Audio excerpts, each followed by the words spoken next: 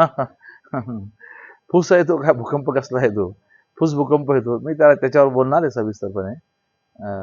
पत्रकार परिषद म्हणून मी बोलेल. परंतु असे डरकाळे फोडणारे वाघ असे हमला करत नसतात. शेतकरी आत्महत्यावर सरकारवर टीका केली आहे. जालन्यात देखील मागील 2 वर्षात 186 शेतकऱ्यांनी आत्महत्या केल्या आहेत. त्यापैकी मागील 6 महिन्यात आत्महत्याग्रस्त कुटुंबांना मदतच मिळाली नाही. जालन्यातली आकडेवारी समोर आली. हा असं असेल तर मग ते निश्चितपणे या बाबीवर चिंतन केलं पाहिजे. काय असतं लहान लहान बाबीवर थोडंसं लालफितीमध्ये आपण ज्याला ते लालफित म्हणतो ना, त्याच्यामुळं ते काही तांत्रिक बाबीवर काही गोष्टी अडकतात.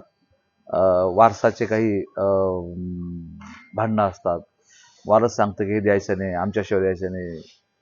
काहींच्या 2 परिवार असतात, मुलं असतात, आत्या असते, बहीण असते. त्यामुळं काही तांत्रिक बाबीमध्ये मागं मी चौकशी केली होती. तर काही तांत्रिक बाबीमध्ये अडकलेले आहेत आणि काही मेडिकल सर्टिफिकेट हे ते बाकी या सर्व गोष्टीवर पोस्टमॉर्टम रिपोर्ट वगैरे वगैरे त्या तांत्रिक बाबी पूर्ण केल्यानंतर जे पात्र असतील त्या पात्र लोकांना निश्चितपणे मिळेल. पण तरी आपण आत्ता ही बाब कानावर टाकता तर निश्चितपणे या संदर्भामध्ये मी तातडीनं पुन्हा एकदा दखल घेतो आणि मी प्रशासनातील सर्व उच्चपदस्थ अधिकाऱ्यांशी बोलतो याविषयी. शिवतीर्थावर आज मनसे नेत्यांची बैठक बोलवण्यात आलेली आहे.